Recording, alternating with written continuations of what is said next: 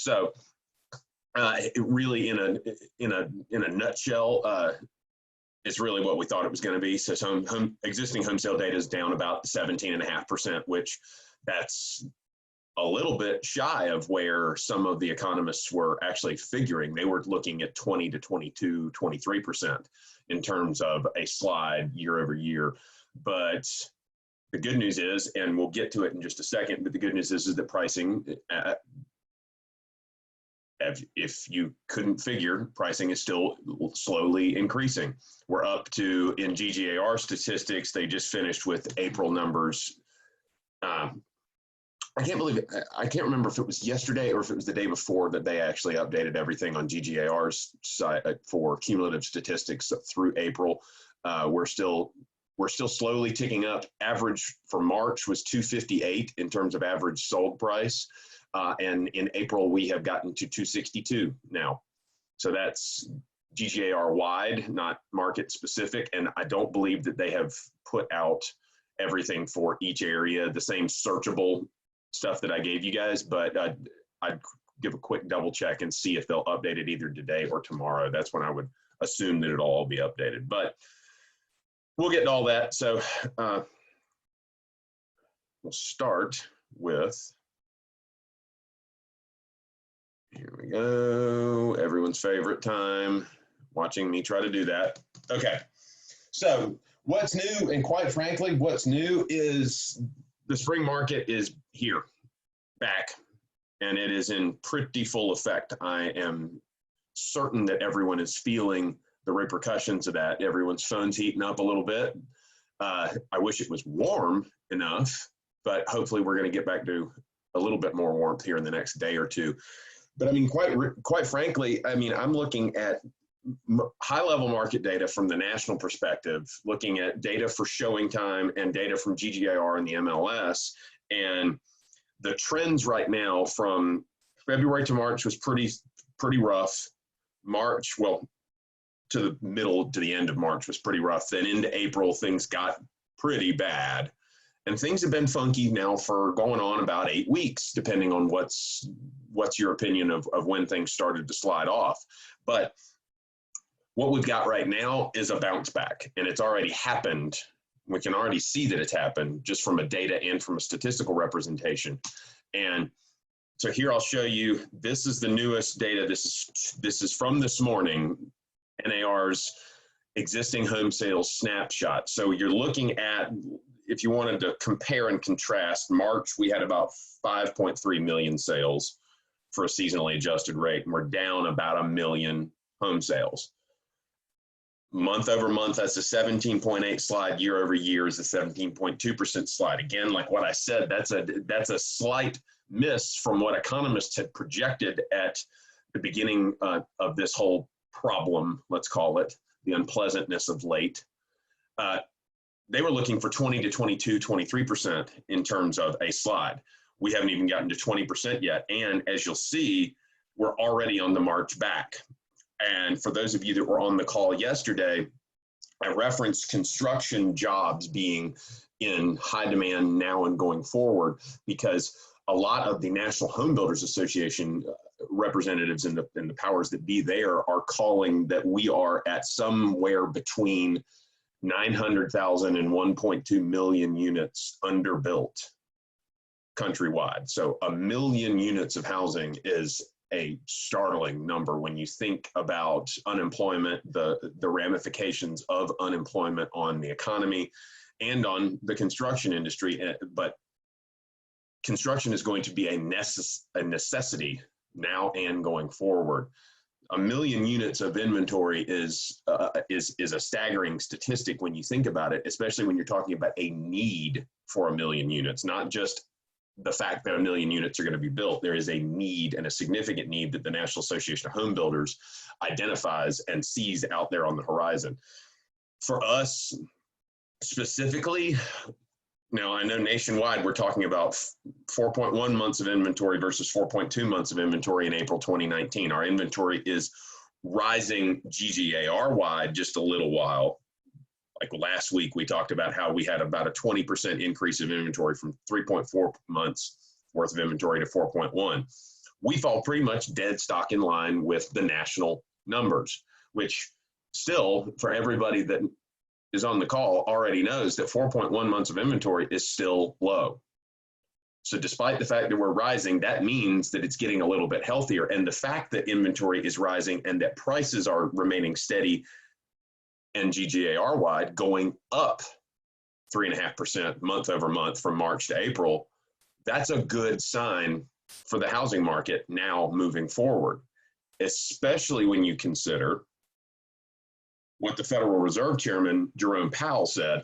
I think there's a good chance that there will be positive growth in the third quarter. And I think it's a reasonable expectation that there will be growth in the second half of the year. So in the long run, I would say the US economy will recover. We'll get back to the place where we were in February. We'll get to an even better place than that. I'm highly confident of that, and it won't take long to get there. I mean, that's the chairman of the Federal Reserve saying that he's highly confident that it won't take long to get there from an economy standpoint nationwide, not just from a real estate perspective, right? If you look at it from a real estate perspective, it's even better because we're already coming back. So now you look at Goldman Sachs, you look at JP Morgan, Morgan Stanley, and Wells Fargo, you look at their predictions for Q2, all falling in line for about 17 to 20% reduction. I think that that's not going to quite get there, much like what our projections for the slide in existing home sales to be above 20%. I think it's going to fall somewhere in 17 to 18%. Do I have a crystal ball? No. But the fact that every single person except Wells Fargo thinks that Q3 is going to be positive speaks volumes to me, because the best money managers in the country are right there in blue, yellow, and green by far. And if they're saying it, I'm going to buy that. Especially when you consider showing time.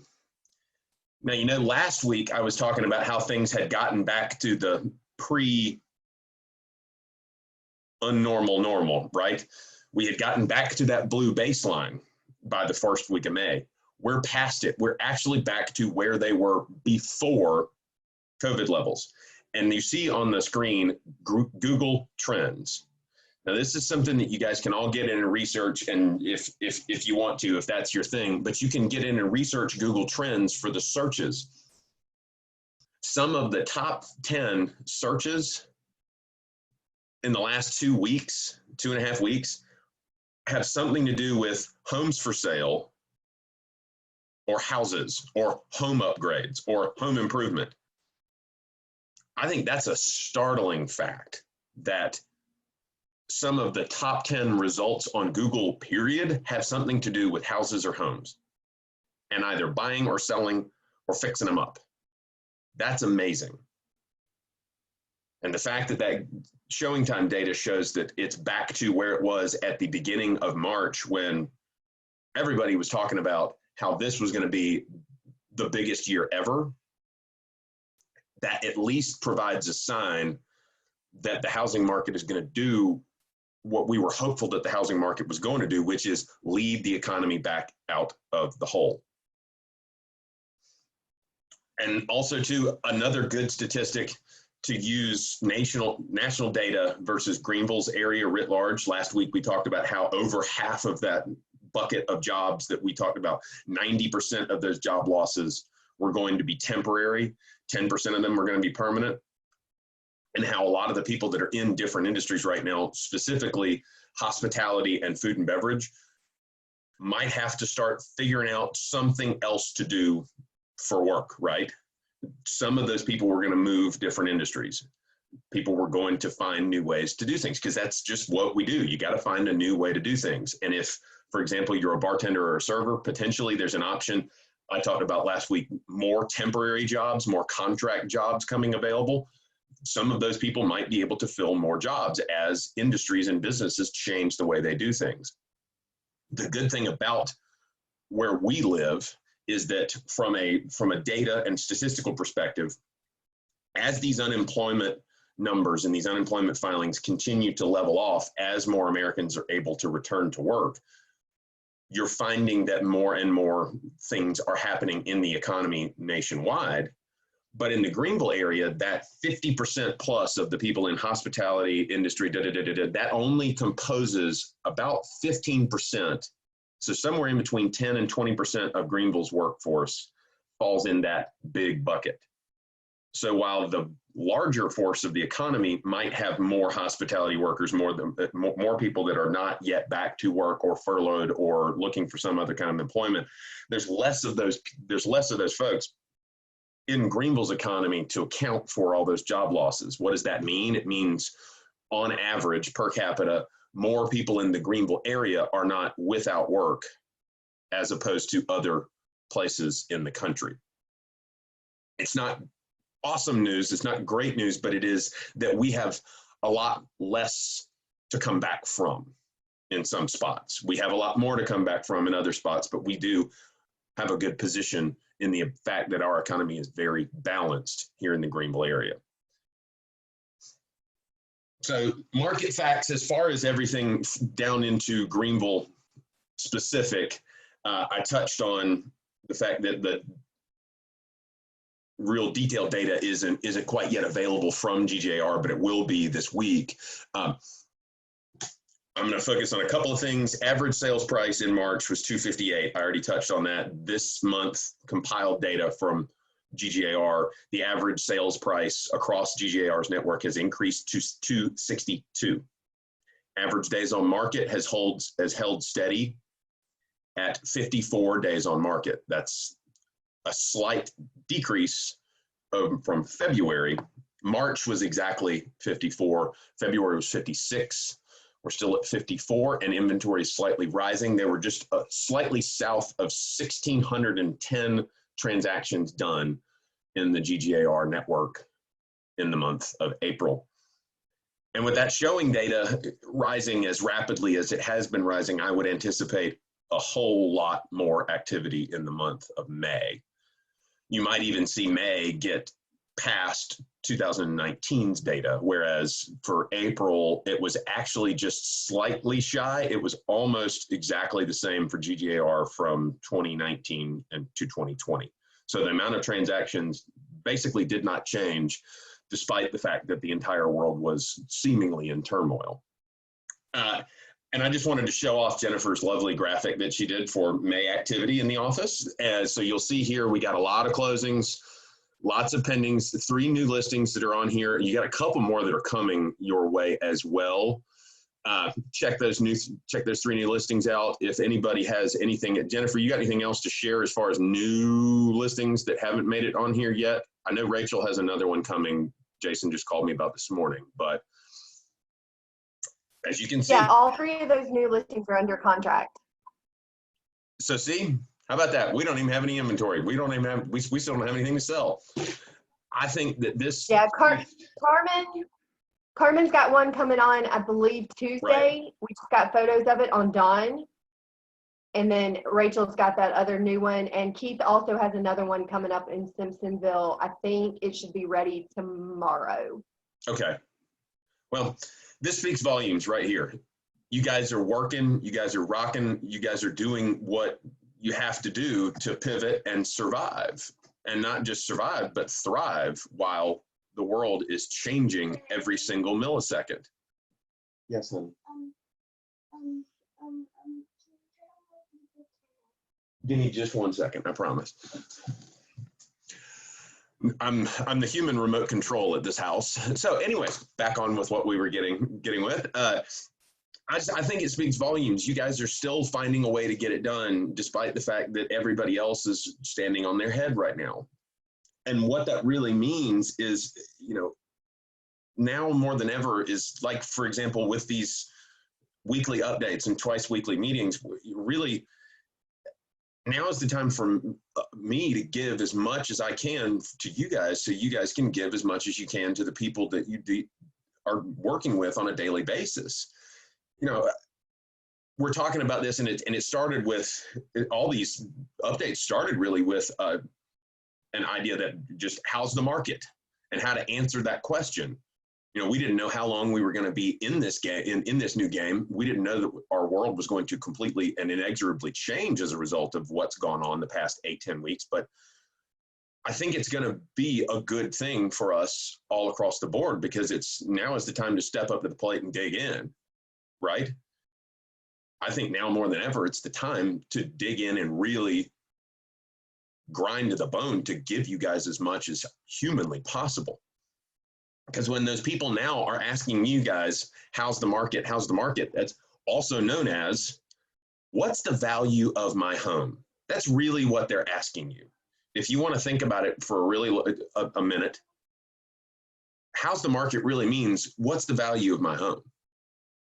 That's really what they're asking. And now more than ever, having the knowledge and the information behind what you would do, ask a solution-oriented question in that situation.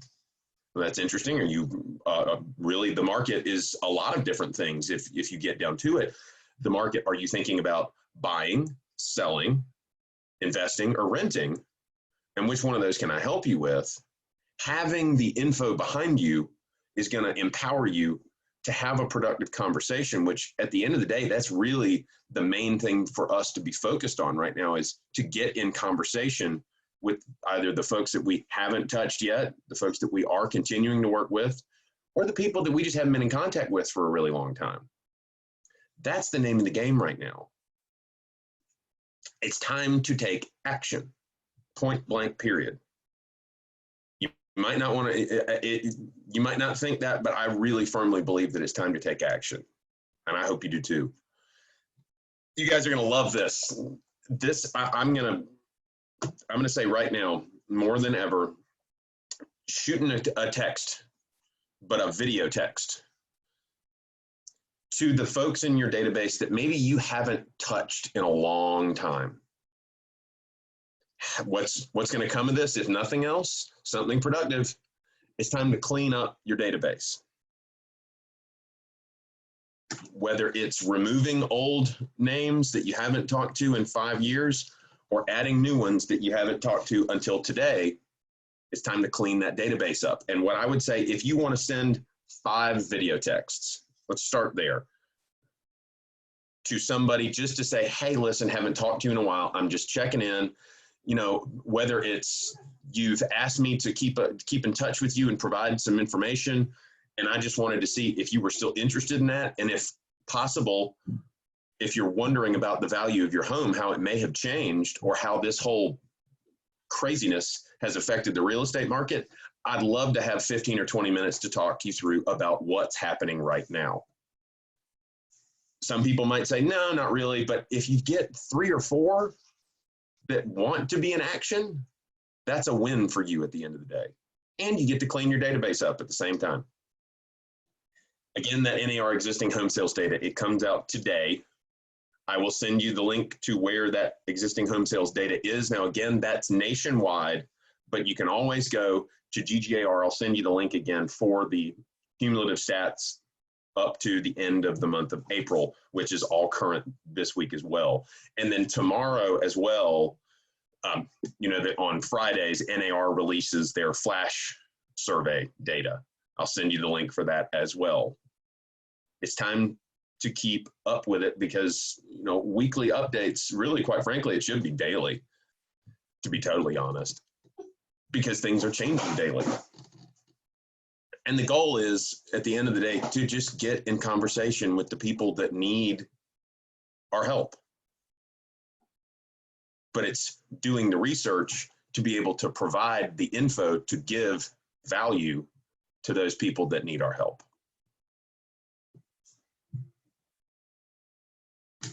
And that, ladies and gentlemen, is exactly where we stand right now. We got any questions or comments?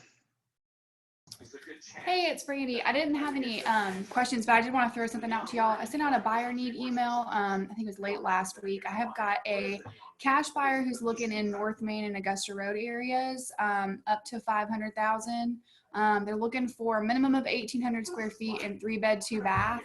And if you guys know of anything coming on or hear of anything, just let me know, because I didn't get too many bites from the email. Okay. Thank you for sharing that, Brandy. Awesome. Thank y'all.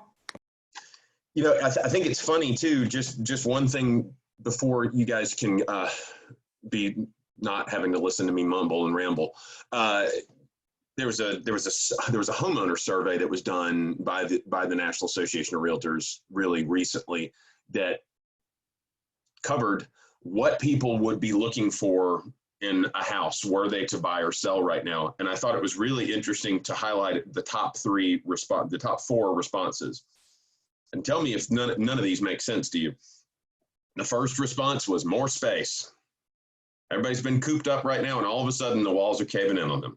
People want more space, more natural light, because we're all getting the case of seasonal affective disorder out of this whole entire thing. A home gym was number 3, and to add a bathroom was number 4. It's something that might help give you some food for thought to get in conversation with somebody. Even if you want to just share, hey, I thought this was interesting and I thought you might too. I hope you guys have a great rest of the day, and please do not respond to any spammy text messages from a person that claims to be me. Thanks, Richard. Have a great day. Thank you, guys. Thank you. Good to see everyone. Bye. Oh, but good to finally see you, Caitlin. There we go. I'm actually getting my dog's nails trimmed, so. Okay. Okay. Well, you're excused for that one. All right. Have a great day, y'all. See ya. Bye.